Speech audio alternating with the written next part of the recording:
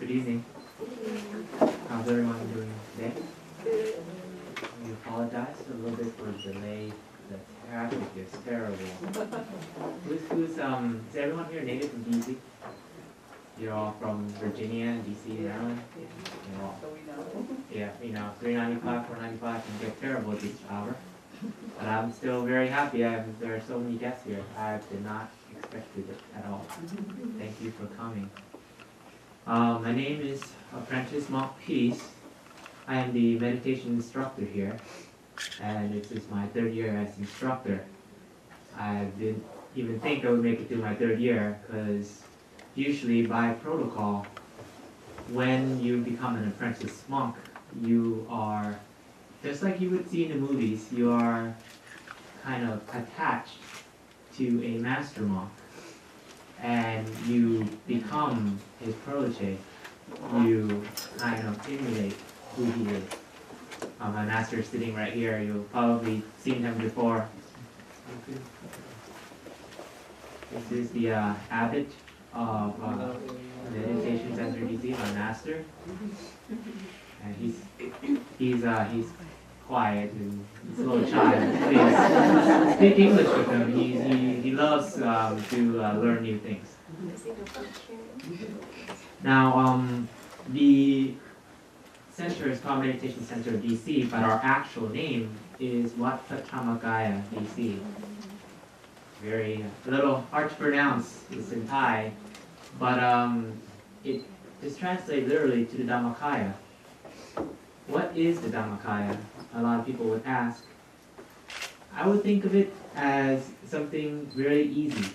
Think of it as the middle way. There are many types of meditation that exist today, because meditation has been with us for thousands of years. The Dhammakaya meditation has been created 2,500 years ago by the Buddha. And with the Tripitaka, which is a 96 book sort of a Buddhist Bible that is left in Southeast Asia and is currently being translated to English right now and should be ready within the next 3 years. They started the campaign 5 years ago. More knowledge of the lost ancient arts should come through. Dhammakaya was rediscovered by our great grandmaster, which is the Venerable Pratmongkol Tebuni, the gentleman you see here in the very first picture. His discovery is what has brought Dhammakaya back. And Dhammakaya has been back for close to 120 years now, and has many followers to almost 200 countries in the world. And our stepping stone was actually here, right here in America.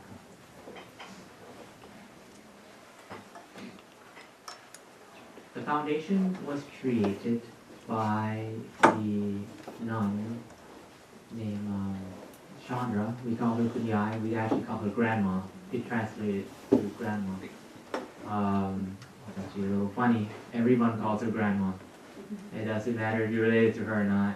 She loves it when you call her Grandma. So, Grandmother created the foundation. And the amazing thing about this is that she created the foundation that has about 1 million followers when she was about 60. The other thing about her is that she was illiterate and was not educated, and a daughter of a farmer in a rural third world country as Thailand. So it's an amazing feat for her to be able to do that. Under her comes the president and the vice president, which you see the next two gentlemen in the picture here. The third gentleman, the vice president, is a very dear friend to our Dr. Alfredo right here.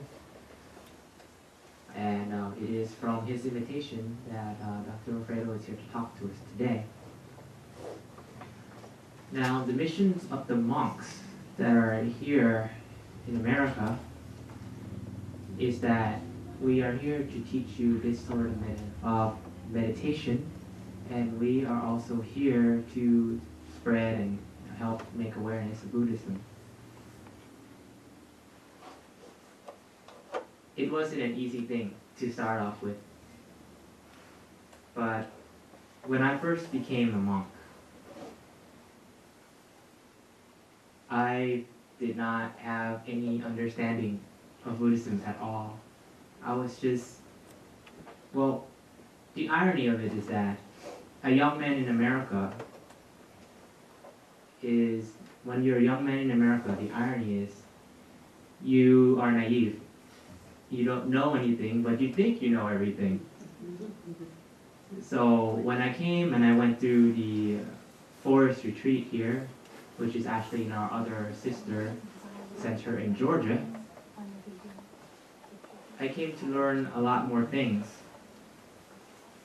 And with that meditation of my first year, I became a different sort of young man. I became a young monk. Now you start questioning things, which is a little bit different. So my question back then was, if we have the president here, the gentleman in the second picture, he wants to change the world. He wants world peace. But he wants you, the American people, to stop moving around and sit down and meditate. How is that possible? America is about moving forward. We're an industrialized country. You know, we definitely something very different. So that question was always in my mind. So when I came back from that retreat, I received a call from Thailand saying that I was to welcome a very special guest to the Vice President. Very surprising to me, because usually when you're an apprentice monk within the foundation of 2,000-3,000 monks, your first year you don't really exist. You're someone that is registered under a name. So that question always existed in my mind.